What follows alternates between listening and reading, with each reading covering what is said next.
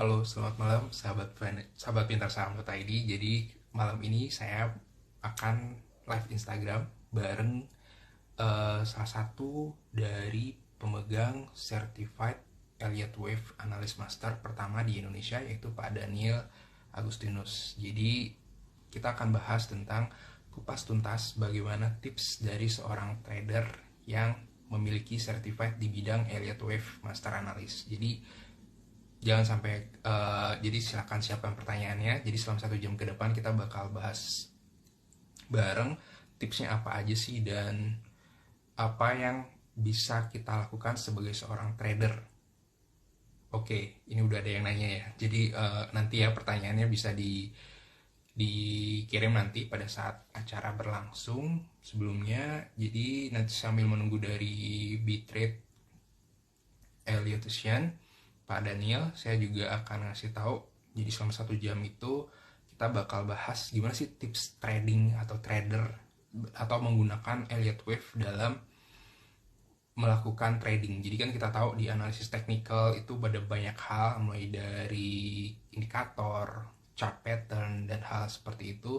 Nah, hal itu yang salah satu yang populer juga ada namanya Elliott Wave. Di sini kita bakal langsung berdiskusi dengan salah satu pemegang Certified Elliott Wave Analyst Master pertama di Indonesia, yaitu Pak Daniel Agustinus.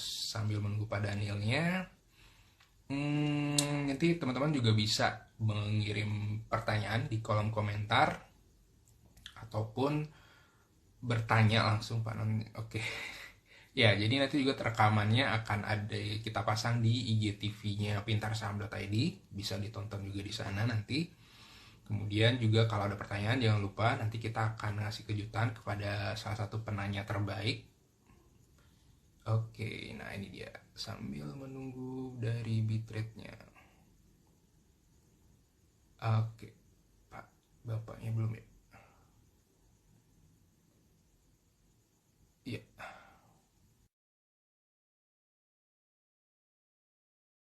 Mana ya?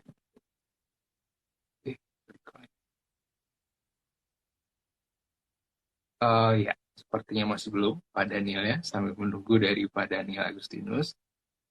Jadi topik kita malam ini adalah terkait dengan Elliott Wave ya teman-teman. Jadi bagi yang sudah paham itu Elliott Wave dan mungkin yang masih bingung seperti apa sih Elliott Wave itu dan bagaimana sih cara mempraktekannya. Oke, halo Ya, selamat malam Pak Daniel. ya halo malam, Pak Ngurah. Oh iya, sudah kedengaran dengan jelas ya Pak ya? Dengeran Pak, suara saya kedengeran jelas Pak? Oke, ya sudah dengan Oke, jelas Pak oke Daniel. siap. Oke siap, Oke, ya. ya Pak. Ya, gimana kabar nih Pak Daniel? Ya cukup baik Pak, not very well tapi ya cukup Cukup. baik lah. Oh iya. Ya, saya Oke, juga oke. Pak. Jadi mungkin Oke, ya, ya, saya kabar baik. Perkenalan dulu ya mungkin ya Pak Daniel ya. boleh boleh Pak. Sebenarnya Pak Dan boleh boleh perkenalan diri dulu dari Pak Daniel seperti pengalamannya, seperti apa dan sebagainya. Silakan Pak Daniel. Oke, jadi perkenalkan saya Daniel Agustinus. Mungkin sebagian besar orang sudah tahu saya salah satunya ya pemegang sertifikasi Cewa Master di Indonesia saat ini. Dan untuk perjalanan trading saya sendiri sih dari investasi saham saya kurang lebih udah mungkin 11 tahun ya saat ini ya. Udah jalan 11 tahun, 11 tahun ya Pak. ya udah jalan 11 tahun, udah biasa juga handle beberapa institusi dan Hmm. beberapa aksesori juga. Jadi memang lebih banyak ke analis itu sementara ini sih. Seperti itu. Oke, siap. Jadi pengalamannya udah 11 tahun nih. Wah, mantap banget ya Pak. Berarti dari 2010 ya Pak ya? 2010 Pak, betul. Oke. Jadi menurut Bapak nih, berdasarkan experience dan sebagainya, apa sih yang menyebabkan seorang trader itu menjadi trader yang sukses? Seperti apa tuh Pak? Mungkin dari tips dari Bapak secara singkat. Oke, secara singkat ya, mungkin yang pertama kita bicara mengenai mindset mungkin ya. Jadi kalau kita bicara Oke. mengenai trader atau investor mungkin ya, kita harus anggap bahwa investasi atau trading itu adalah sebuah bisnis. Jadi kalau kita bicara Mm-mm. mengenai, kan kebanyakan orang sekarang mungkin orang bilang mungkin main saham ya, mungkin Pak Ngurah sering dengar ya, wah saya main Iya. saham nih sekarang nih. Iya. Padahal itu konsep yang mungkin menurut saya kurang tepat ya. Mungkin bukan main saham, tapi bisnis saham mungkin ya, seperti itu. Nah, yang pertama pasti masalah mindset ya, masalah dalam artian kita memandang investasi saham itu seperti apa. Apa kita memandang sebagai bisnis atau kita memandang itu sebagai sebuah permainan, ya itu tergantung kita sendiri. Nah, dari situ biasanya nanti kita akan mencari untuk mencoba untuk mencari metode biasanya ya. Kira-kira kalau saya mau serius di bisnis ini, kira-kira apa yang saya lakukan nih? Jadi kalau misalkan kita bicara mengenai investasi, tentu kita harus kenal namanya, mungkin analisa fundamental ya, mungkin Bang Ngurah seperti itu ya. Kalau kita nanti bicara mengenai trading, mungkin kita akan mengenal namanya analisa teknikal, seperti itu. Jadi dengan mengetahui metodenya, kita bisa juga nanti akan belajar juga mengenai money manajemennya, seperti itu. Kira-kira karakteristik saya seperti apa sih? Misalkan, mungkin saya dan Bang Ngurah berbeda. Mungkin Bang Ngurah orangnya misalkan lebih suka recycle misalkan nih. Misalkan benar. loss 10% misalnya nggak apa-apa, misalnya seperti itu. Kalau saya pribadi mungkin loss 5% itu udah terlalu tinggi buat saya gitu loh. Nah, dari situ kan kira-kira kita akan tahu nih kira-kira money manajemennya seperti apa. Kemudian nanti juga dari money manajemen itu akan mempengaruhi juga psikologi trading kita seperti apa, seperti itu. Jadi kadang-kadang kayak misalkan saya keadaan market kayak gini, saya berani pakai limit misalkan nih. Karena saya tahu bahwa risiko saya kecil nih. Nah, artinya saya tahu bahwa marketnya bullish, saya sikat limit. Cukup agresif. Jadi kan kalau misalkan orang yang nggak biasa pakai limit, pasti akan merasa misal ketakutan nih, dalam artian, wah kok marketnya naik terus ya, kok nggak turun-turun ya, begitu turun malah turun terus, seperti itu kan. Seperti itu. Jadi ya, memang nanti semua berkaitan, baik itu antara mindset, money management, metode, maupun psikologi trading kita, semua akan berkaitan. Dan kalau kita pengen sukses di bisnis saham, ya kita harus mensinkronkan semua itu. Jadi ya, kita sejalan. Artinya kita tahu mindsetnya, kita tahu bahwa ini bisnis, kita tahu metodenya seperti apa untuk menghasilkan profit di sini, kemudian dari sisi pengelolaan resikonya gimana, di money manajemennya, sama nanti mungkin yang paling terakhir mungkin mengenai psikologi tradingnya itu sendiri. Dalam artian ya, di mana ya kalau menurut saya pribadi, psikologi trading itu akan ditentukan oleh jam terbangnya di market. Jadi biasanya semakin lama jam terbangnya, biasanya akan semakin tenang sih untuk menghadapi volatilitas di market biasanya. Kadang-kadang kalau investor pemula kan kadang-kadang baru turun 3%, udah panik, udah turun gimana nih? Padahal kalau ya investor ya mungkin udah pengalaman berapa tahun, mungkin udah biasa aja lah, 3% biasa aja gitu loh. Mungkin seperti itu sih, saya Ngurah. Iya, jadi bisa saya sederhanakan, jadi sebenarnya intinya nggak hanya kita punya mindset, tapi dalam hal bahwa saham itu bukanlah main saja, tapi sebenarnya lebih ke bisnis seperti itu Pak ya. Jadi kalau kita mencoba berinvestasi saham, kita anggap ini sebagai sebuah bagian dari bisnis, jadi kita harus belajar, jadi kita harus memaintain semuanya, resiko dan sebagainya gitu ya Pak ya. Jadi jangan sekedar terjun aja, tapi nggak pakai knowledge yang tepat gitu ya Pak ya. Iya, betul. Jadi kalau kita lihat sekarang ini kan kebanyakan orang sukanya ikut-ikutan tuh, FOMO ibaratnya kan. Wah ini Pak Ngurah udah beli saham Astra naik 10% nih misalkan, atau Unilever tadi naik 12% misalkan. Terus ikut-ikutan beli, padahal kita nggak tahu nih Unilever tuh naik kenapa. Terus kenapa alasan kita untuk beli, kita nggak tahu gitu loh. Itu yang kadang-kadang bikin orang gagal di saham sih, biasanya seperti itu. Benar-benar. Jadi kalau menurut Pak Daniel nih, tools atau analisis seperti apa sih yang selama ini digunakan selama Bapak, misalnya selama 10 tahun ini kan Bapak sudah di investasi, sudah di saham, seperti apa tuh Pak biasanya tools yang Bapak pakai? Oke, mungkin berkaca pada pengalaman saya pribadi ya. Jadi saya kenal saham 2010. Saya juga pernah ikut belajar juga analisa teknikal juga. Waktu itu mungkin waktu Pak Ngurah mungkin ada kenal nama Jack Club nggak Pak? 2010 mungkin. Gimana Pak? Kenal Jack Club Pak? Saya belum masuk. Saya 2013 baru masuk Pak. 2013. Iya, 2013 saya masuk. Oke, dulu 2010-an itu ada satu yang besar untuk pelatihan saham itu di Jack Club dulu yang besar salah satunya. Jack Club, terus itu terkenal dengan mungkin untuk teknikal dulu Pak Al-Fatih mungkin yang bantu untuk untuk men-sharingkan ilmunya ya. Pak Al-Fatih sekarang Muhammad Al-Fatih CFTI. Jadi memang benar-benar spesialisasi di aset teknikal. Juga itu saya belajar juga sama beliau ya untuk aset teknikalnya 2010.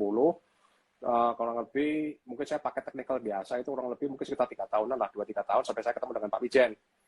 Nah, jadi kan kalau kita bicara mengenai teknikal dasar kan kita banyak pertanyaan nih Pak. Misalkan kita beli saham atau beli instrumen tertentu, misalkan forex atau something gitu ya, kita tarik garis nih, tarik garis.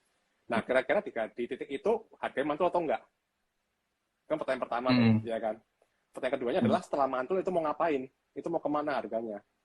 Atau misalkan jika jebol, harga mau kemana? Dan setelahnya bagaimana? Nah, itu nggak akan kejawab hanya dengan teknikal biasa.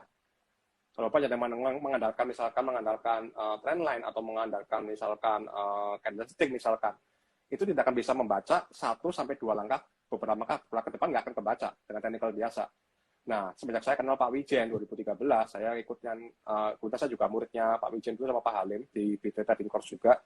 Jadi saya alumnus mereka tahun 2013 kalau salah. Dan dari situ semua pertanyaan-pertanyaan yang tidak terjawab mengenai aset teknikal terjawab di situ semua. Artinya boleh dibilang ya Elliott Wave itu merupakan istilahnya kunci untuk mempersatu keping-kepingan di aset teknikal tadi. Kan kita tahu di teknikal kita belajar mengenai candlestick, kita belajar mengenai trend, kita belajar mengenai mungkin chart pattern mungkin ya. Nah, semua itu ternyata begitu saya baca Elliott Wave, semua pertanyaan itu kejawab semua. Artinya ya yang kita tahu, oh ini harusnya habis kena support ini dia akan mantul ke sini, habis ke sini dia akan turun lagi ke sini. Seperti itu. Jadi kita percaya bahwa market itu punya behavior, market punya tingkah laku, market punya pola. Seperti itu. Jadi ya kalau saya bilang berarti ya sepanjang saya baca aset teknikal dari 2010 sampai sekarang yang paling terbaik ya Elliott Wave ini. Belum ada yang selengkap dan sekomprehensif Elliott Wave ini sih untuk aset teknikal ini. Siap. Jadi Jadi sebenarnya menurut Pak Daniel, Elliott Wave ini sudah mengakomodasi banyak hal seperti itu ya Pak Daniel ya. Nah, kalau menurut Pak Daniel, ada nggak sih pengalaman buruk atau pengalaman baik dalam hal selama ini di saham? Karena tadi di awal dibilang, wah awalnya technical analysis, cuman lama-kelamaan ketemu sama si mentor Pak Wijen, dan akhirnya concern di bidang Elliott Wave misalnya Pak. Selama ini mungkin bad or good experience-nya Bapak di saham seperti apa tuh Pak? Ya, kalau kita bicara mengenai saham ya, good experience pasti cuan lah ya. Ya. Poin utama sih, kalau dibilang kita trading, kita investasi, cuan udah rasanya udah seneng gitu loh. Kalau bad experience ya sama. Paling kalau kita ngomongin soal saham, paling ya loss lumayan saya pernah ngalamin juga gitu loh. Saya sempat ngalamin loss tuh hampir 50% juga pernah di awal-awal saya trading. Pernah juga ngalamin seperti itu. Jadi dari situ saya belajar banyak bahwa yang nama saham itu nggak cukup dengan analisa juga gitu loh. Analisanya tahu bahwa wah ini Pak Ngor tahu bahwa ini jebol support harusnya turun seperti itu kan. Tapi kadang-kadang kan kita berkata sebaliknya. Semakin turun semakin kita nge-hold kan. Semakin kita hold saham dalam artian wah ini pasti balik rebound nih. Ternyata enggak, makin turun terus seperti itu. Jadi kalau bad experience pasti saya cukup loss, pernah loss cukup dalam juga. Ya kurang lebih mungkin 50% adalah waktu itu. Berapa puluh juta juga pernah dulu waktu 2011 2010 kalau salah. Pernah juga seperti itu. Tapi pernah untung 100% juga pernah, 200% juga pernah, seperti itu. Plus minus sebenarnya sih. Mantap Pak, 100%, 200%. Iya. Oke. Kadang kan gini Pak ya, kalau kita lagi loss, kita ya udah deh loss-nya ditunggu dulu. Maksudnya nanti tunggu balik kan seperti Bapak bilang, siapa tahu dia akan flow lagi kan gitu ya. Tapi kalau ketika kita sudah profit dikit aja kita udah deh realisasiin aja. Nanti takutnya turun lagi dan sebagainya. Nah itu kan biasanya ketika di beginner atau menjadi seorang pemula di saham, nah saya sendiri juga seperti itu. Ketika loss sedikit, oh ya udah tunggu aja dulu. Tapi ketika sudah profit dikit, ya udah langsung direalisasiin. Nah, menurut Pak Daniel seperti apa itu? Yang bagusnya itu seperti apa? Karena tadi saya dengar Pak Daniel sampai profit 100% itu wow banget, itu berarti nahan diri untuk buat nggak take profitnya itu kan Pak? Seperti apa tuh Pak? Ya, benar. Jadi yang pertama kita pasti ketahui dulu medan perang kita ya. Saat ini posisi kita di posisi mana? Apakah posisi market overall lagi bearish, atau overall lagi sideways, atau overall lagi bullish seperti itu kan. Kalau memang kita lihat bahwa overall marketnya bullish nih, ya ngapain kita mesti TikTok seperti itu. Ya kalau misalkan kita tahu bahwa marketnya bearish, ya kita tahu bahwa ya paling bijak adalah trading dengan cepat. Artinya kita manfaatkan mungkin waktu koreksi cukup dalam, dan kira-kira ini dari posisi dari support misalkan, atau dari akar-akar koreksi misalkan kita masuk dikit, begitu rebound nanti kita buang seperti itu yang mungkin akan baik juga. Tapi ketika kita tahu bahwa marketnya bullish nih, kita tahu market bullish, misalnya saat ini nih market bullish, ada potensi bahwa market mungkin akan jebol konsolidasi yang terbentuk selama 2 tahun terakhir mungkin ya. Kalau misalnya kita tahu bahwa ini break ke atas misalkan, yang apa kita trading, mending kita beli, kita simpan. Karena kita tahu bahwa kalau itu break sideways, pasti harganya nggak akan cuma naik 1-2%, pasti puluhan persen seperti itu kan naiknya. Seperti itu. Ya, menarik banget nih Pak ya, Pak Daniel ya. Jadi, nah dari sisi Bitrate-nya nih, nah kebetulan juga udah dikasih komen nih di Bitrate Television. Jadi teman-teman kalau mau ingin mendapatkan rekomendasi saham, analisis Elliott Wave, dan berita saham secara gratis dengan join WA Group dari Bitrade Electrician di bit.ly/bitrate talk. Jadi Ya. silakan teman-teman untuk klik linknya, kemudian ikut gabung di WA grupnya Bitrate Electrician. Nah, jadi sebenarnya apa aja sih yang bisa Bitrate atau bisa para investor saham, trader saham yang bisa dapatkan nih Pak ketika bergabung dengan grupnya Bitrate Electrician, seperti apa tuh Pak? Oke, jadi kita ada grup yang memang tadi yang sempat Pak sebutkan tadi Bitalk itu lebih kita memang tujuan kita untuk edukasi Pak. Jadi tiap hari di situ kita Oke. kasih berita, kita kasih news, kadang-kadang riset sekuritas juga kita share ke sana. Kemudian mungkin kebanyakan dari yang tiap hari rutin biasanya sih analisa chart biasanya sih. Jadi beberapa dari kami punya Analisa posting chart. chart di situ, betul kita posting chart ke sana untuk memberitahu oh kira-kira hari ini potensial saham ABCD ini misalnya seperti itu. Itu yang paling sering kejadian biasanya yang di grupnya ini. Nanti kemudian kita juga ada grup membership juga, kita juga ada grup membership di mana kita diarahkan nanti akan diarahkan untuk membeli sebuah saham atau apa namanya instrumen lain. Dan kita juga ada kripto, ada forex juga, ada emas juga selain sampai kita juga ada beberapa produk lain sebenarnya sih. Nah nanti diarahkan kira-kira kalau secara Elliott Wave itu kira-kira pergerakan harganya gimana sih ke depannya seperti itu. Jadi kita lebih apa ya? Jadi kalau kita tahu Elliott Wave kita lebih tenang Pak. Dalam artinya kita nggak panik nih. Kita tahu bahwa oh di depan harusnya belok kanan nih. Ya ngapain kita mesti nunggu di depan baru belok kanan dadakan gitu. Mendingan kita sekarang mulai banding setir kanan kan seperti itu. Jadi Elliott adalah peta. Dalam artian ya ketika kita udah tahu bahwa oh di depan harusnya nih market akan balik arah. Ya, kenapa kita mesti nggak take profit dari sekarang gitu loh. Itu seperti itu sih. Kita ada beberapa produk. Terus kemudian kita juga ada kita baru bulan lalu kita baru juga praktek dari LB praktek ya. Jadi peserta kita terbatas banget dan ada beberapa analis sekuritas kemarin juga ikut juga di pelatihan kita.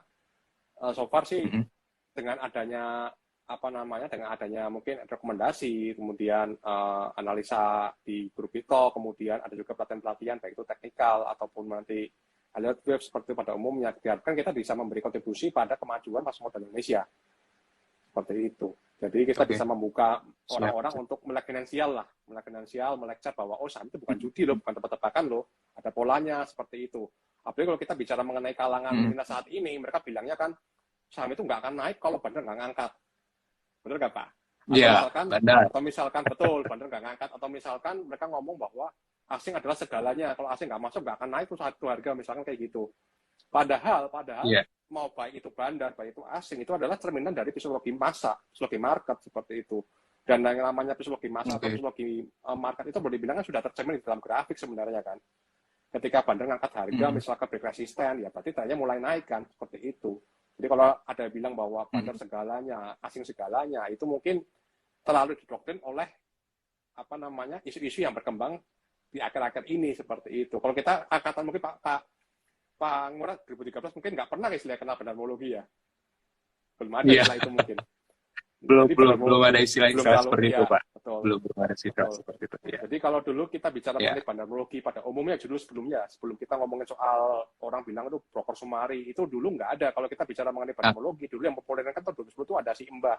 Mungkin orang bilang Mbah di klub di obrolan bandar. Mungkin kalau Pak Ngurah pernah lihat milisnya dulu, obrolan bandar itu nggak ngomongin soal broker beli, broker jual, tapi ngomongin soal peta pergerakan market itu seperti apa sih.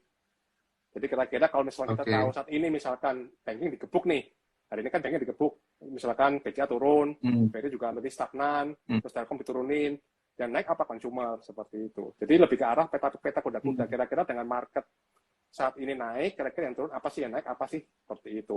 Itu kalau kita bicara mengenai bandarmologi pada umumnya. Yang awal-awal itu seperti itu, tapi di akhir-akhir ini justru saya melihat banyak sekali misleading. Misalkan contoh kayak tadi, misalkan asing segalanya atau bandar segalanya, misalkan nggak ada bandar, maka nggak naik nih. Itu kan misleading sebenarnya. Padahal kita tahu bahwa yang namanya bandar atau money market atau misalkan itu ngomongin soal big money ya ibarat seperti itu kan sudah tercermin di dalam pergerakan itu sendiri sebenarnya kan. Kalau kita ngomongin soal teknikal nih, seperti itu. Dan anehnya berapa kali kita bikin skenario Elliott Wave itu ya, bikin skenario Elliott Wave itu harganya gerakannya persis sama dengan apa kita estimasikan. Padahal kita nggak kenal bandar, kita juga nggak kenal itu siapa yang goreng, kita juga nggak tahu gitu. Tapi so far kita bisa bikin skenario itu on track banget. Mungkin yang di member trading journal kita bisa tahu bahwa ISG kita ada prediksi naik itu dari bulan kapan. seperti itu. Hmm. Atau mungkin kayak call Oke. juga kita bisa naik di bulan kapan kita udah tahu seperti itu. Jadi sebenarnya menurut Pak Daniel, Elliott Wave ini bisa memprediksi dengan baik gitu ya Pak ya, pergerakan dari Betul, misalnya pasar dan sebagainya seperti itu ya Pak ya. iya betul sekali Terlepas Pak. dari istilah bandar-bandaran gitu ya Pak ya. Betul, terlepas dari isu bandara-bandara, terlepas dari Ya, isu fundamental yang ada ataupun news seperti itu. Jadi kita bisa oke. sampaikan semua berita, semua tools yang lain kita bisa sampaikan. Kita fokus di relatif saja seperti itu. Sangat-sangat Oke, powerful sih Pak, siap. sangat powerful sekali. Oke, siap. Menarik banget nih Pak Daniel. Nah, jadi dengar juga Pak Daniel ini merupakan pemegang dari sewa master pertama di Indonesia. Jadi bisa diceritain nggak Pak, apa sih sebenarnya sewa itu CEWA dan gimana prosesnya sehingga bisa menjadi seorang sewa master. Jadi sewa master ini kan singkatan dari Certified Elliott Wave Analyst gitu ya Analis. Pak ya. Ya, Mungkin betul. bisa dijelasin tuh Pak. Oke, jadi kalau kita bicara mengenai keilmuan ya, mungkin keilmuan, pada dasarnya kalau kita bicara mengenai analisa fundamental, mungkin Pak Ngurah pernah dengar istilah CFA mungkin ya, Certified Financial Ya, Analyst mungkin, Charter CFA. Nah, itu Financial kan Analyst. itu kan yang masuk yang populer di bidang fundamental, bidang laporan keuangan, bidang Benar. analisa ekonomi, seperti itu. Nah, kalau di teknikal, kita Mhm. mengenal berbagai sertifikasi juga. Jadi mungkin ada yang pernah Ya, dengar, mungkin kayak tadi saya sebut di awal, ada Pak Al-Fatih, CFTI. Nah, jadi CFTI, Certified Financial Technician. Jadi memang ya. untuk tadi yang kita bicara mengenai candlestick, terus mengenai tren dan sebagainya, itu diatur, Mhm. istilahnya kurikulumnya itu berdasarkan CFTI itu biasanya sih. Jadi apa yang kita pelajari di CFTI itu kurang lebih akan mengarah ke dasar-dasar teknikal tadi, dari mungkin candlestick, kemudian tren, penentuan tren gimana sih, kan ada guideline-nya, ada rules-nya gitu loh. Gak sembarangan orang Oke. tarik garis dari sini ke sini atau tarik pivot dari sini ke sini, itu ada rules-nya sebenarnya, ada aturannya. Nah, kemudian ada CFTI, ada Ya. juga CMT. Hanya beda provider. Kalau CFTI itu kalau nggak salah kalau nggak salah di Amerika, nggak salah. CFTI Amerika, kalau CMT di Eropa kalau nggak salah sih. Nah, kemudian ada lagi namanya CEWA. Oh. CEWA itu Certified Elliott Wave Nah. Analyst. Jadi, tiga itu yang cukup Mhm. terkenal di dunia saat ini, di pelaku internasional. Nah, ngomongin soal Oke. CEWA tadi, kita berarti kan tahu berarti ada tiga ya, ada CFTI, CMT, dan CEWA. Nah, kalau CEWA itu hanya spesialis khusus belajar di Elliott Wave analis, di analis Elliott Wave. Jadi kita nggak bicara mengenai candlestick, nggak bicara mengenai tren, kita bicara mengenai Elliott Wave analis. Karena apa? Karena Elliott itu berdasarkan sudah mencakup semuanya, sudah mencakup baik itu candlestick, baik itu tren, baik itu teori dan sebagainya, itu sudah termasuk di dalam Elliott Wave semua sebenarnya. Jadi kita pure fokus Oke. di situ, dan kemudian ada ujiannya juga. Jadi kalau kita bicara mengenai sertifikasi, kita ada ujian. Nah, kurang lebih ujiannya itu kalau nggak salah level 1 dan level 2, level 1 itu kurang lebih sekitar maksimal sejam. Kita mesti benar jawab sekitar 60 soal kalau nggak salah. Harus benar semua, minimal 80% baru lulus. Kemudian yang level 2 itu ujiannya 5 jam, kurang lebih 5,5 jam totalnya. 5,5 jam, Oke. skor minimal 990 untuk CWM.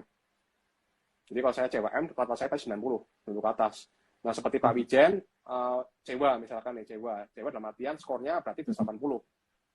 Jadi ada 5 tes, dan masing-masing tes harus lulus semua, minimal skornya 80, baru bisa CEWA. Skornya minimal 90, bisa Oh, CWM per tesnya. Seperti itu. Jadi kalau misalkan 4 tesnya, mantap. misalkan 90, misalkan satu tes 80, akan masuk ke CEWA juga. Seperti itu. Jadi Pak Wijen itu walaupun titelnya CEWA, padahal dia juga CWM, harusnya kalau secara skor average ya. Karena average beliau itu nggak salah 91 kalau nggak salah. Saya 94, dia 91. Beda tipis sebenarnya, cuma karena dia ada Oke. satu bidang yang yang ujiannya di bawah 90, makanya jadi kita jadi CEWA Nah, seperti itu. Jadi memang sangat-sangat ketat sekali sih untuk mendapatkan oke. CEWA ini, nggak mudah banget seperti itu. Karena Benar. memang harus benar-benar Nah, 90 semua skornya. Jadi kalau kita iya, bicara iya. Jadi mengenai Bang, sertifikasi ini enaknya seperti gini apa Pak. tuh Pak? Jadi ibarat gini, Nah, ibaratnya kan kalau kita bicara mengenai sertifikasi atau keilmuan yang sudah mungkin kita belajar ya, ibaratnya kan kita nggak mungkin mungkin kalau Pak Ngurah lihat di YouTube sekarang ini kan banyak influencer banyak yang pakai Elliott Wave tuh. Pak Ngurah amatin mungkin di ya. YouTube mungkin ada investor saham yang follower lumayan banyak, ngomong ini wave 1, ini wave 2, ini wave 3, ini wave 4, besok harusnya akan wave 5 naik ke atas ini, atau ini ya sih harusnya wave 3 nih naik ke atas ini nih misalnya, atau wave 5 ke atas ini. Itu kan nggak semudah ngomongnya seperti itu gitu loh. Untuk menentukan itu wave 1, itu wave 2, itu wave 3, itu ada rules-nya, ada guideline-nya. Dan nggak bisa sembarangan. Jadi nggak bisa kita tiba-tiba labeling ini wave 1, ini wave 2, ini wave 3. Kalau kayak gitu aja pasti banyak CWM di Indonesia tentu saja kan. Nyata kan cuma saya sendiri CWM nih kebetulan nih. Dan saya juga ada Pak Wijaya Oke. sendiri di Bitrate misalnya seperti itu. Jadi memang nggak mudah banget Iya. bagi kita untuk mengabelin bahwa kita untuk mikir ini Web3 aja kita masih mikir-mikir, kita masih lihat dulu psikologi masanya gimana, karakternya gimana, seperti itu. Jadi nggak langsung kita labelin, oh ini harus Web3 nih, pasti Web3. Nah seperti itu. Seperti itu. Oke. Siap. Banyak banget nih informasi yang kita dapat ini. Jadi teman-teman bagi yang ingin bertanya langsung dengan Pak Daniel, mumpung ada ya kan sesi free nih Pak ya. Jadi tinggal tanya, Ya. nanti kan kita jawab. Jadi silakan mulai tanya tentang Elliott Wave, saham, trading, tips trader ataupun bisa silakan. Nah, jadi di kolom yang sudah disediakan. Nah, ini kita ke pertanyaan nih Pak. Boleh, Pak. Dari Dimas Suara 555. Pak mau tanya tingkat akurasi Elliott Wave itu berapa persen ya? Nah, ini juga pasti banyak menjadi pertanyaan nih Pak. Misalkan ada probabilitas nih Pak, apakah ya 90% atau seperti apa tuh Pak? Kalau daripada Anda seperti apa? Kalau saya pribadi, kalau saya pribadi bikin statistik sih setelah 80% Pak. 80% akurasi kena. 80% Pak? 80% akurasinya. Iya, 80% on track. Jadi kan kalau kita bicara mengenai probabilitas ya, probabilitas. Jadi kan Elliott Wave kan membuat kita bisa mengestimasi beberapa skenario yang mungkin muncul, Pak. Dalam artian, misalkan nih, kita bisa bikin proyeksi skenario 1 misalkan kayak gini, skenario 2 kayak gini, skenario 3 kayak gini. Misalnya dari 3 skenario tersebut, 2 mengatakan naik atau mengatakan turun. Artinya kan probabilitas naik atau 66% kan. Ya kenapa kita nggak berani masuk seperti itu? Jadi kita bermain secara probabilitas lah gitu. Jadi kita tahu, oh ini kalau skenario 1 terkait ke sini, naik ke sini. Kalau skenario 2 terkaitnya mungkin ke sini doang, agak pendek, tapi pasti naik. Yang ketiga, turun nih, terbatas, itu baru naik misalkan. Nah, di situ kita bisa bikin probabilitas, artinya, oh dari 3 skenario, 2 mengatakan naik, 1 mengatakan turun. Artinya apa ya, besok kemungkinan maka akan naik. Seperti yang saya alami juga, makanya di waktu kemarin bilang ISG. Waktu ISG, waktu di bulan September kemarin awal-awal, banyak fundamental tanya ke saya misalkan nih, Pak ini kira-kira market gimana dengan kondisi kayak gini, kemudian tapering nih, bullish atau bearish, karena kalau kita tahu mengacu pada 2013 lalu mungkin pas Pak Ngurah di awal-awal join market kan ada tapering juga tuh di Amerika tuh, dan marketnya kan gini kan. 2013. Yang fundamental bertanya ke saya, kira-kira gimana sih kalau misalkan tapering itu kejadian gitu, apakah market akan turun? Bilang enggak sih, kalau saya lihat sih justru ini konsol mau naik, kemudian mau naik, kenapa? Karena kita lihat koreksinya sih udah bentuk triangle tuh biasanya koreksi yang udah terbatas biasanya sih, tinggal nunggu break ke atasnya aja konfirmasi untuk lanjut. Tapi Elliott Wave udah mengatakan skenario ini harusnya naik seperti itu, cuma tinggal triggernya apa kita nggak tahu seperti itu. Jadi memang kita ada ekspektasi dari beberapa bulan lalu mereka akan naik. Siap. Jadi menarik nih ya Pak ya. Jadi sebenarnya Elliott Wave ini sudah memprediksi atau memperkirakan bahwa justru harusnya naik gitu ya Pak ya. Kemarin ini kan kita lihat ya happening banget nih ya. Batu bara naik, kemudian tiba CPO naik, konstruksi tiba-tiba dia sendirian naik, kemarin IHSG-nya turun kan gitu kan. Terus hari ini juga lumayan, transaksi juga lumayan banyak dibanding hari-hari sebelumnya. Nah, jadi sebenarnya Elliott Wave bisa memprediksi seperti itu ya Pak ya, dari sisi keakuratannya. Oke, mantap nih.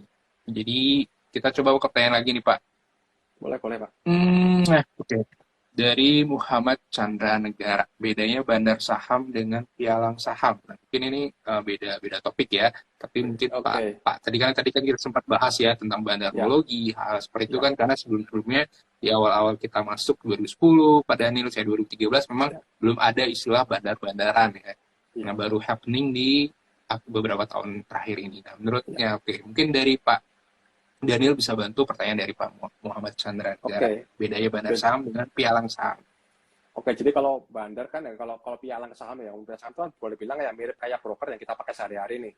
Jadi misalkan kita mungkin ada Mirai, mungkin ada MNC, mungkin ada iPod, misalkan seperti itu ya. Untuk itu bisa kita katakan itu sebagai pialang saham. Kalau bandar saham, jadi kita bilang itu mungkin market maker ya. Jadi kalau orang di luar internasional mungkin orang bilangnya ngomongnya sebagai market maker. Market maker ya pasti ada di semua instrumen. Betul. Nah, tujuannya apa? Tujuan market maker adalah untuk menyediakan likuiditas biasanya sih. Yang utama itu biasanya menyediakan likuiditas dalam artian ya kalau itu nggak ada market makernya, nggak mungkin ada bid sama offer yang cukup banyak di situ. Tujuan utamanya itu. Nah, tujuan yang kedua dan ketiga mungkin ya dari market maker adalah atau bandar saham itu sendiri adalah melakukan akumulasi dan distribusi. Jadi kalau misalkan akumulasi dalam artian dia mau ngumpulin barang supaya banyak dari market misalkan karena dia ada tujuan tertentu misalkan. atau distribusi, misalkan dia mau menjual barang sebanyak-banyaknya ke market, misalkan seperti itu. Jadi tujuannya, bedanya tadi itu. Kalau misalnya pialang itu lebih ke arah toolsnya, kalau bandar saham itu lebih ke arah suatu, mungkin boleh dibilang ya, suatu institusi atau konsorsium atau perorangan yang punya fasilitas untuk bisa menggerakkan harga sesuai dengan tujuan tertentu. Jadi kalau tujuannya diakumulasi, ya biasanya akan ditekan ke bawah biasanya, supaya orang pada buang barang kan, jadi bisa ada di bawah. Kalau dia tujuannya distribusi, mungkin harga ditarik ke atas, pelan-pelan seperti itu. Oke. Nah, jadi kalau kita kaitkan dengan Elliott Wave ini Pak Daniel ya, jadi sebenarnya bandar saham atau market maker itu relate atau terlihat nggak sih Pak di Elliott Wave-nya Pak? Terlihat Pak, terlihat banget. Karena Terlihat ya, gini, Pak, ya? boleh dibilang kan, kalau kita di technical, kita kan bicara mengenai price driven everything. Artinya mau itu keberadaan bandar, keberadaan fundamental, keberadaan mungkin isu-isu yang lain gitu loh. Semua itu sudah tercermin di dalam chart itu sendiri. Benar. Nah, kalau LP itu kan pada dasarnya kita ngomongin soal behavior market, Pak. Ngomongin psikologi masa nih. Artinya sebenarnya masa itu mau ngapain sih? Dengan lihat pola-pola yang ada, masa itu mau ngapain sih? Sama kayak mungkin, kita bicara mengenai manusia lah. Manusia pasti punya pola, Pak. Pak Ngora pasti punya pola. Misalkan pagi-pagi, Pak Ngora misalkan bangun tidur, misalkan langsung ke toilet, kemudian doa, kemudian tidur lagi, bisa seperti itu. Dan pola itu kan terlalu berulang tiap harinya kan. Nah, karena manusia punya pola, otomatis harga yang terbentuk oleh manusia itu juga pasti mempunyai pola. Nah, pola-pola ini yang kita identifikasi melalui Elliott Wave. Baik pola-pola yang ditimbulkan oleh market maker atau pola yang ditimbulkan oleh bandar, pasti akan tercermin di dalam pergerakan harga itu sendiri. Dan itu yang kita analisa. Seperti itu. Jadi contoh misalkan kayak kemarin, saham call misalkan naiknya agresif banget misalkan nih. Itu kalau di Elliott Wave pasti orang bilang, B3 nih. Gerakannya agresif. Ya, seperti itu. Pasti akan ada pola-pola seperti itu. Dan itu kita identifikasi di Elliott Wave juga. Oke. Seperti itu kurang lebih. Siap. Kita kembali ke pertanyaan ya Pak ya. Jadi dari Mbak Carolina. Elliott Wave berlaku di instrumen lain seperti kripto nggak Pak? Nah jadi kita tahu kan beberapa tahun ini atau akhir tahun ini tahun-tahun ini adalah tahun di mana kripto juga menjadi suatu hal yang booming banget nih ya Pak Daniel ya. Dan kita tahu juga generasi muda Gen Z itu benar-benar yang ingin mencoba banyak hal, salah satunya kripto, dan kita tahu kripto juga sempat lebih populer dibanding saham dan sebagainya. Nah, kalau menurut apakah Elliott Wave ini bisa di-apply atau diaplikasikan di bidang itu ya nggak Pak? Oke, jadi Elliott Wave itu bisa berlaku selama ada psikologi masa, Pak. Selama ada psikologi masa. Dalam artian ketika ada psikologi masa di situ, ada pergerakan masa di situ, dan semakin banyak masanya itu akan semakin akurat. Jadi apakah bisa digunakan di kripto? Bisa. Dan kita juga ada produk juga, membership Better Fortress ya, di mana kita di situ menganalisa XAU, Forex juga, kemudian ada kripto juga di situ, dan ada US Index juga. Cukup lengkap banget. Kita juga ada membership. Ya. Kalau misalkan mau tanya mengenai produk kali, bisa japri aja mungkin ke IG-nya si BTL Design ini. Seperti itu. Dan ngomong-ngomong soal itu bisa berlaku di mana, nah ini juga ada yang unik. Di mana Pak Wijen waktu itu sempat counting EW untuk kasus COVID, Pak. Jadi bukan ngomongin soal instrumen harga, kasus COVID, betul. Jadi waktu kemarin COVID-nya agresif kayak gini, itu sudah dieksekusi oleh Pak Wijen sebenarnya. Jadi kita dari grup yang mungkin yang pernah ada join di Pitok, mungkin pernah ingat juga tuh, kita pernah counting bahwa ini harusnya akan agresif nih. Cuma triggernya apa kita nggak tahu gitu loh. Karena dari EW-nya kita mengatakan harusnya W3 harusnya. Ketika ke WFC gitu, jadi ke atas. Nah itu Pak Wijen ya counting tuh waktu itu untuk kasus COVID itu. Jadi nggak selama ada masa di situ itu bisa diaplikasikan Pak. Untuk seperti itu. Oh siap. Wah menarik banget nih ya teman-teman. Jadi silakan tadi untuk bisa DM langsung dari akun Instagramnya Bitrade Elliottian. Bisa dilihat di judul kita. Nah ini banyak pertanyaan lagi ya Pak ya. Kita coba pertanyaan lagi. Boleh. Ya, dari Enolos Blanco nih, jadi terkait dengan tips saham kali ini Pak ya. Jadi sebenarnya maksimal berapa saham sih Pak yang ada di portofolio kita biar lebih maksimal atau lebih efisien nih Pak, biar nggak kebanyakan, biar nggak terlalu sedikit atau gimana tuh menurut Pak? Pengalamannya dari Pak Daniel selama 10 tahun di saham. Oke, kalau saya pribadi, mungkin kalau untuk retail saat ini ya, untuk retail mungkin 3-5 itu udah cukup banyak Pak, udah cukup optimal sebenarnya 3-5 saham. Jadi kalau kadang-kadang ada orang yang mungkin ada sampai mungkin puluhan saham nih. Saya juga pernah nemuin orang yang seperti itu, puluhan saham, tapi belinya cuma celot. Itu mungkin tujuannya lebih ke arah RPS mungkin ya. Dulu mungkin kalau offline kita kan sering Dia harus RPS di ikut hotel. RPS. Betul, ikut RPS, makan di hotel, terus kemudian dapat Oke. souvenir, seperti itu kan. Kalau untuk kita bertujuan investasi ya mungkin kita optimalnya 3-5 lah, itu udah optimal banget sih. Biasanya kalau institusi juga 3 mungkin sampai biasanya 5 nggak ya. jauh. Betul, 3-5 biasanya sih. Kalau institusi ya paling cuma 10-11 Oke. biasanya, kalau institusi nggak gede-gede banget juga biasanya. Iya. Nah, kalau trading nih Pak, tadi kan invest nih. Kalau orang trading kan biasanya perlu cepat nih. Kalau 3 sampai 5 menurut Bapak masih oke atau terlalu kebanyakan atau cukup 1 2 atau gimana Pak? Tergantung size limit juga Pak, tergantung size fund-nya juga. Kalau misalnya kita bicara mengenai dana 5 juta atau dana 10 juta dengan dana 100 juta, pasti kan beda. Kalau kita bicara Ya, mengenai benar. dana 5 juta, mungkin satu saham sudah cukup gitu loh. Tapi kalau kita bicara mengenai 100 juta misalnya, kita satu saham, resiko itu kan akan semakin besar gitu loh. Mendingan kita percaya ke beberapa saham. Oke. Jadi tergantung juga dengan dana yang kita miliki.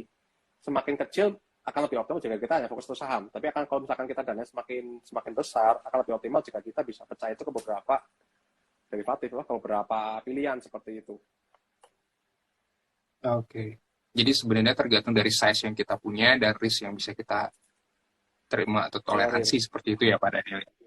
Oke, menarik banget nih ya. Jadi makin banyak informasi yang bisa kita dapetin. Jadi teman-teman jangan lupa untuk bertanya di kolom komentar karena ini peluang yang sangat baik banget bisa langsung bertanya dengan seorang sewa masker pertama di Indonesia, Pak Daniel Agustinus nih dari Bitrate Television. Jadi silahkan dimanfaatin banget. Nah ini ada lagi, oke, dari Prayoga Mahardika. Jadi bertanya, dengan mengikuti asing, apakah cukup untuk saat ini dalam menentukan posisi di market? Nah, menurut Pak Daniel seperti apa tuh Pak? Kalau saya pribadi, saya nggak terlalu nyaranin ya untuk mengikuti asing aja ya. Karena satu, ketika asing melakukan akumulasi itu belum tentu cuma 1 hari 2 hari, kemudian saham naik nih. Tentu. Kalau misalkan ternyata ikuti asing misalkan nih, kita beli misalkan, ternyata harga dibawa turun 10% misalkan, atau 20% misalkan dari harga beli kita. Masih kuat nggak untuk nahan seperti itu? Asing masih naik misalkan, tapi harga sahamnya dibawa turun. Kira-kira kita masih kuat nggak untuk nahan? Itu yang pertama. Yang kedua, berapa besar porsi asing di saham tersebut. Kadang-kadang kan ada, misalkan ini asing beli lumayan besar nih, tapi porsi asing di situ cuma 40% atau 30%, dominannya lokal misalkan. Itu kan jadi nggak ideal, kan jadi nggak pas gitu loh. Jadi kalau kita mau ngikuti asing apa enggak, bisa aja selama kita masih saham-saham yang memang mungkin banyak fund-fund asing berinvestasi di saham tersebut. Mungkin yang masuk MSCI atau mungkin masuk FTSE seperti itu.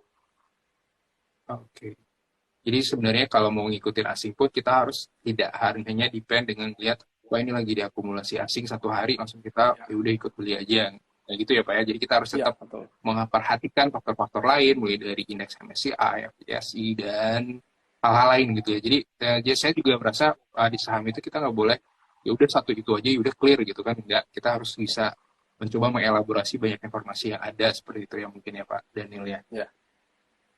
Ya, benar. Oke, ini pertanyaannya seperti gimana dia? Ya.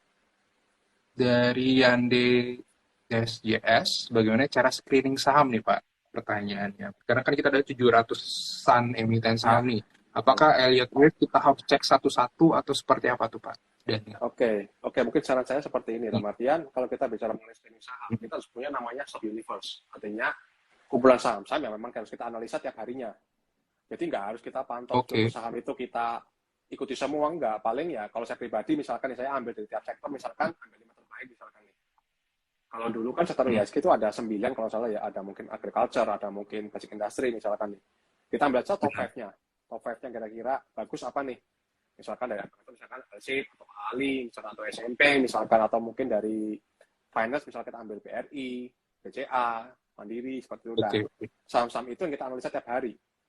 Nanti mungkin ada istilah short working mungkin ya, kalau itu ada istilah short working, artinya kita lihat sesuatu nih kira-kira mana potensi untuk besok kira-kira nih.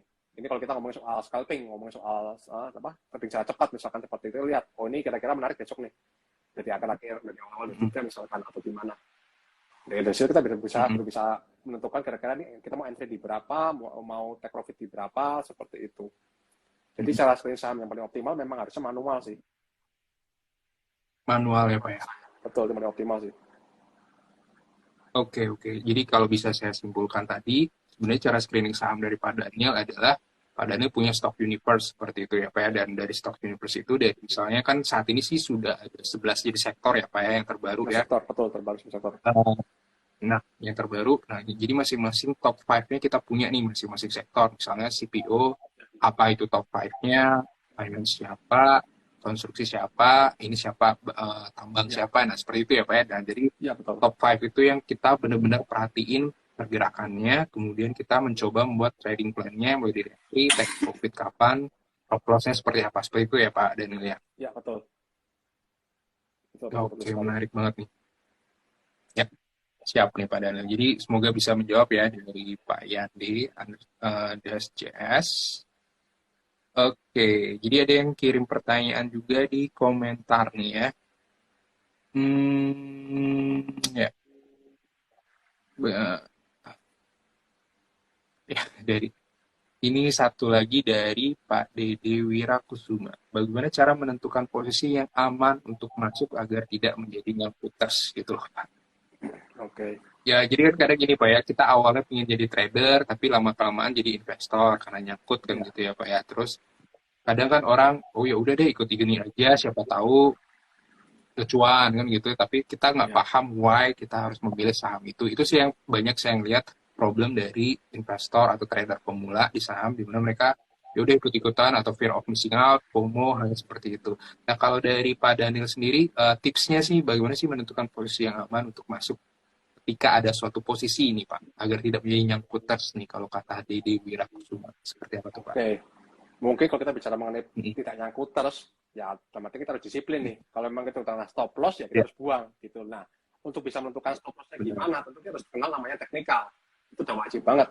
Mm-hmm. Jadi untuk menentukan posisi yang aman Mm-hmm. gimana, kita harus kenal teknikal dulu. Kira-kira posisinya gimana saham ini? Apakah sudah break support atau break resist atau mungkin posisinya lagi di tengah-tengah? Kira-kira risk rewardnya gimana? Nah, kita harus tentukan itu dulu di awal seperti itu.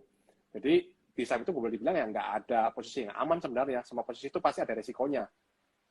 Ya, gimana kita bisa meminimalkan resiko itu tersebut seperti itu. Jadi kalau kunci supaya nggak nyangkut gimana ya? Begitu kena stop loss, memang itu udah analisa kita bahwa ini kena stop loss harusnya akan turun lagi ya kita buang. Nggak usah ragu-ragu seperti itu. Oke, oke. Betul sebenarnya. Nah, uh, ya benar sih. Nah, tadi juga Pak Daniel bilang seharusnya kita, apakah di Elliott Wave ini ada suatu macam basic ya Pak ya? Maksudnya, ya udah kalau Elliott Wave, mau belajar Elliott Wave, maka harus tahu technical dulu nih, candle dulu harus tahu. Atau memang ya udah mereka blank banget, ya udah saya mau coba belajar Elliott Wave, itu bisa nggak Pak? Seperti itu. Oke, mungkin pengalaman dari kita mungkin ya. Yang ada pengalaman akan lebih bagus. Yang ada misalnya yang udah basic akan lebih bagus. Tapi sekalipun tidak ada basic sama sekali yang teknikal, belajar lebih bisa nggak? Bisa. Artinya gini, artinya memang kan kita bicara mengenai keseluruhan ya, kita nggak cuma bicara mengenai candlestick doang atau bicara mengenai trend, kita bicara mengenai sebuah pola secara keseluruhan. Dan beberapa alumni kita juga basicnya dulu nggak ada sama sekali, tahu-tahu ikutan lihat misalnya seperti itu bisa nggak? Bisa. Nah, akhirnya bisa. Dan justru mungkin akan lebih optimal. Kenapa? Karena mereka belum terintimidasi oleh teori-teori yang lain. Seperti itu. Jadi kadang-kadang kita bicara mengenai candlestick, misalnya kemarin candlesticknya engulfing nih, harusnya besok naik, kita besok turun. Nah, padahal kalau kita beda intraday-nya, bullish engulfing-nya naik itu wave 1, turunnya itu wave 2 pada masih wave 3 ke atas, seperti itu. Jadi kadang-kadang ya kita bicara mengenai keseluruhan ya. Kalau kita bicara keseluruhan harusnya nggak susah sih, harusnya si Elliott Wave itu. Nggak cukup latihan aja sebenarnya. Oke. Siap. Jadi sebenarnya nggak susah ya Pak ya, yang penting kita mau belajar, latihan, dan sebagainya. Nah, kalau mau sertifikasi kayak Pak Daniel baru benar-benar harus belajar gitu ya Pak ya, karena sertifikasinya lumayan juga kayaknya. Ya, siap nih Pak. Jadi, oke, silakan teman-teman kalau masih ada pertanyaan, mumpung masih lagi lumayan nih waktunya 15 menit. Oke, boleh. Oke, dari Muhammad Chandra Negara lagi Pak, saham blue chip bisa untuk trading nggak Pak kira-kira nih Pak? Bisa banget. Jadi orang bilang Bisa banget ya. trading harus di gorengan ya nggak tentu. Buktinya hari ini Unilever juga 10% naiknya kan. Iya benar.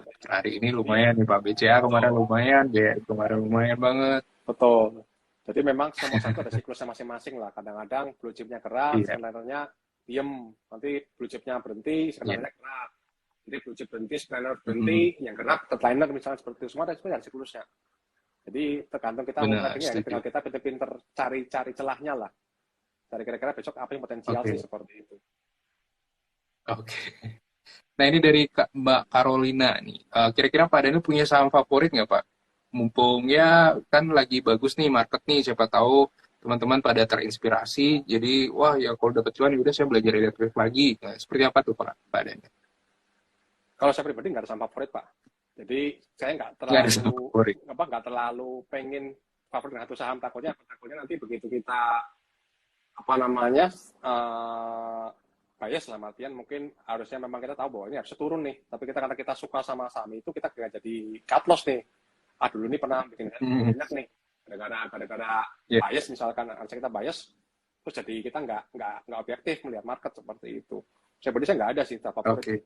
Paling saya lihat hanya pokoknya Nggak ada ya kalau Pak saham ya? favorit saya mungkin kalau secara teknikal ya mungkin ada di tiga itu udah paling optimal tuh karena enak gerakannya Oke, seperti itu mungkin Pak. oke, siap, siap.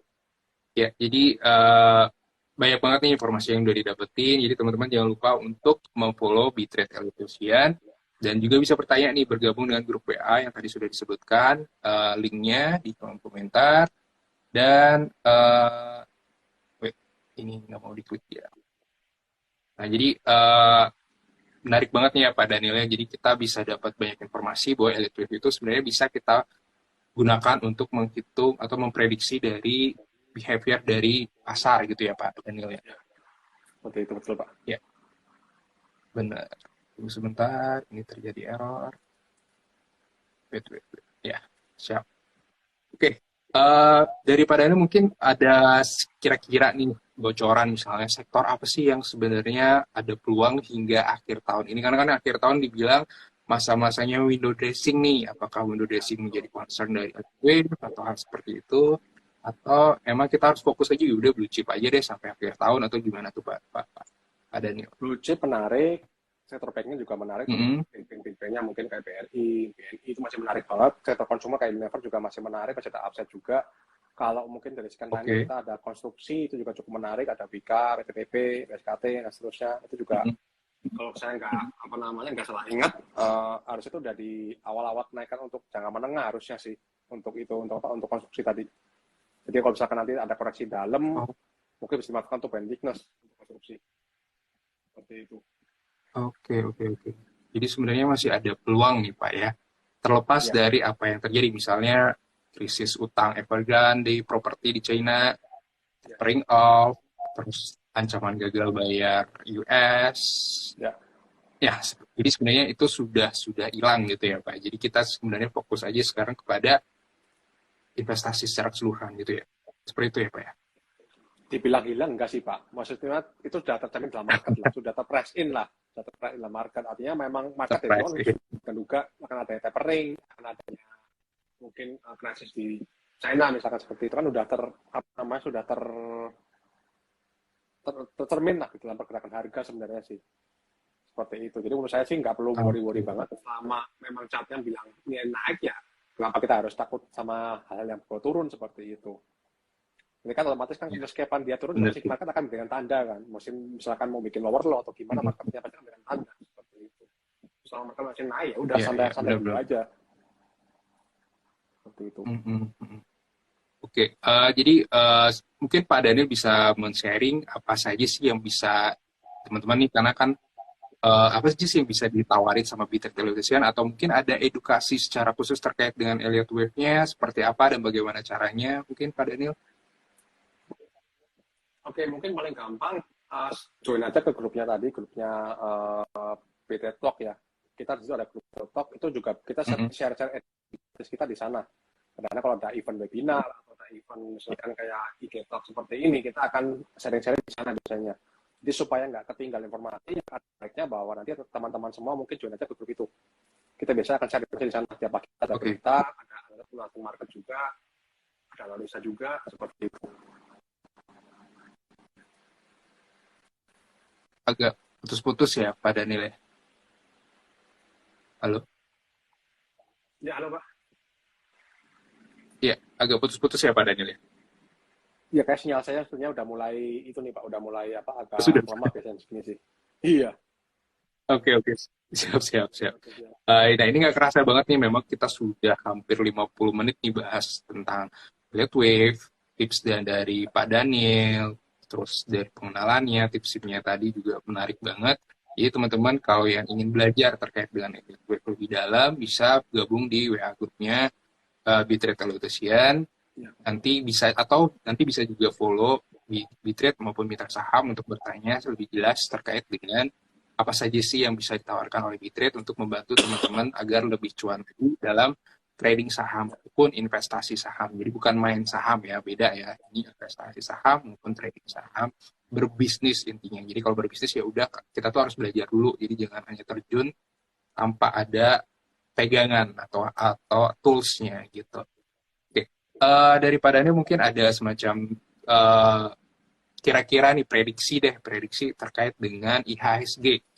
Jadi orang sudah mulai optimis lagi nih dan IHSG bakal bullish hingga akhir tahun. Karena kan biasanya uh, bearish, sideways dulu, nah baru bullish. Nah sekarang kan sudah mulai ada tanda-tanda nih sudah di atas 6.400. Nah kalau dari Pak Daniel sendiri seperti apa tuh Pak? Walaupun ya naik kencang beberapa hari terakhir ya, tapi saya lihat bahwa tren utama masih sideways sebenarnya, karena masih belum bisa bikin higher high kan ibaratnya kan. Masih Benar. sideways, Ya. dalam artian ya Mm-hmm. kita nggak perlu terlalu euforia lah. Karena biasanya pengalaman kan kalau orang Oke. udah pada euforia, biasanya kan udah di puncak-puncak market biasanya kan. Dengan maka akan koreksi, biasanya seperti itu kan. Nah saya boleh Benar. juga seperti itu, saya boleh juga mungkin kalau kita lihat pergerakan beberapa hari terakhir ya mungkin cukup agresif. Nanti kalau misalkan turun 1-2% yang di minggu depan ya jangan kaget. Seperti itu hal yang normal sebenarnya, pullback normal sebenarnya. Jadi untuk ya saat Oke. ini sih saya expect sih bullish dalam waktu sampai kita bullish cuma dalam jangka pendek pas pada koreksi seperti itu sih. Oke, jadi akhir tahun kira-kira 6.700 bisa Pak mungkin Bapak? Estimasi saya mungkin sekitar 6667 sih Pak Oke, untuk siap. idealnya sih. Ini masih ada. Ya, ya benar. Ya, Siap, siap. Jadi silakan juga teman-teman untuk bertanya di kolom yang sudah disediakan. Cuman karena kayaknya ini sudah pada mulai ini ya ngehang juga nih, saya juga nggak bisa betul. gerak lagi. Udah panas HP-nya. Oke. Oke, jadi terima kasih banget nih Pak Daniel sudah men-sharing selama hampir 1 jam ke depan, 1 jam ke belakang terkait dengan Ya, tips dan trading dari Pak Daniel. Jadi sangat menarik banget Elliott Wave ini. Jadi teman-teman silakan untuk ikutan dan gabung di Bitrate Elutispian. Lebih jelasnya bisa follow Instagram maupun bertanya nanti ke adminnya kita. Oke, ya, oke sekali lagi siap. terima Yuk, kasih Pak Daniel dan ya, teman-teman makasih yang Bang sudah Murah, makasih hadir. banyak. Sudah. Ya, makasih banget. Selamat malam Pak Daniel yang sudah hadir juga dan teman-teman Yuk, semua. Semoga bisa sharing lagi di kesempatan berikutnya. Selamat malam Pak malam Pak, Daniel. makasih, Terima makasih kasih. Pak malam, makasih banyak. Yuk. Ya.